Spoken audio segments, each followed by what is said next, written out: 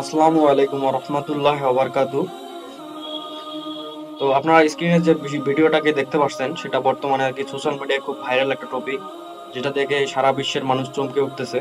মানে এখানে আর্টিফিশিয়াল, মানে এক কথায় এআই দিয়ে একটা তৈরি ভিডিও, আর্টিফিশিয়াল ইন্টেলিজেন্স, তারা আর কি চেষ্টা করছে আমাদেরকে যে মিশরের পিরামিড সম্পর্কে মানে তথ্য তুলে দেওয়ার জন্য। তারা চেষ্টা করছে যে মিশরের পিরামিডটা অত বছর আগে, মানে 5,000 বছর পূর্বে কিভাবে তৈরি করা হয়েছিল, তারা আমাদেরকে এই সময় এসে এই ধারণাটা দেওয়ার চেষ্টা করছে। আপনারা স্ক্রিনে দেখতে পাচ্ছেন যে ওই সময় কত বড় বড় লোক আর কি পিরামিডে, মানে যে বড় বড় পাথরগুলো ছিল তারা কিভাবে তুলছে এবং কিভাবে পিরামিড তৈরি করছে স্ক্রিনে দেখতে পাচ্ছেন। তা মিশরের পিরামিডটা হলো মূলত সপ্তম আশ্চর্যের মধ্যে একটি। সবচেয়ে বড় এবং আকর্ষণীয় হচ্ছে, এই মিশরে অনেকগুলো পিরামিড তৈরি করা হয়েছিল, তার মধ্যে সব থেকে বড় এবং আকর্ষণীয় পিরামিডটির নাম হচ্ছে গিজার পিরামিড। এটি তৈরি হয়েছিল খ্রিস্টপূর্ব প্রায় 5,000 বছর আগে এবং এর উচ্চতা ছিল প্রায় 481 ফুট। তার মানে আপনি একবার চিন্তা করেন যে অত বছর আগে অত বড় একটা পিরামিড তারা কিভাবে তৈরি করছিল। এটা কিন্তু অনেক একটা ভাবার বিষয়। আর এটি তৈরিতে সময় লেগেছিল প্রায়, মানে ধারণা করা হয় যে 20 বছর সময় লেগেছিল এটি তৈরি করতে, 20 বছর সময় লেগেছিল।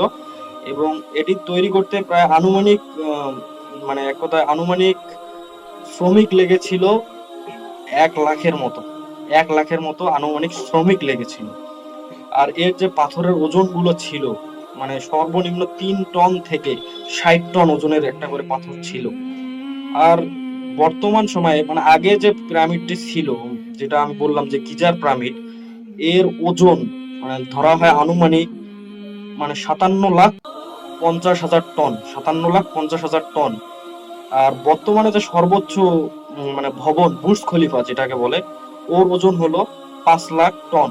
তার মানে বোঝেন তাহলে আপনি যে অত বছর আগে ওই রকম যে পিরামিডটা তৈরি করা হয়েছিল, তার মানে ওটা কিভাবে তৈরি করা হয়েছিল। এবং আপনি যে ভিডিওতে স্ক্রিনে দেখতে পাচ্ছেন যে এআই যেটা বা আর্টিফিশিয়াল ইন্টেলিজেন্স যেটা আমাদেরকে দেখাইতে চাইছিল, আপনি ওখানে দেখতে পাইতেছেন যে ওখানে আর কি কত বড় বড় মানুষ ছিল ওই সময়।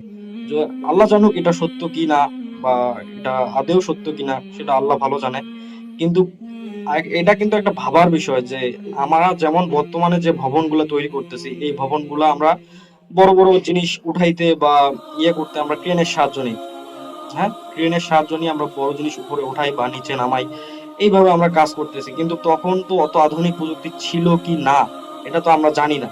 ধরেন না ছিল মানে কি, তাহলে মানুষ তখন কি রকম ভাবে কাজ করছিল এবং কিভাবে এত বড় বড় ভবন তৈরি করছিল, এটা কিন্তু সত্যি একটা ভাবার বিষয়।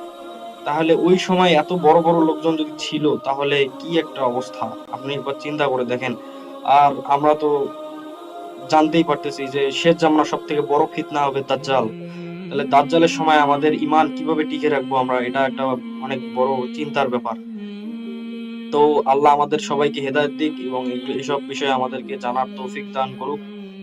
আপনারা সবাই ভালো থাকবেন, সুস্থ থাকবেন, এই বিষয়ে আপনাদেরকে জানাইতে আসলাম। আসসালামু আলাইকুম ওয়া রাহমাতুল্লাহি ওয়া বারাকাতুহু।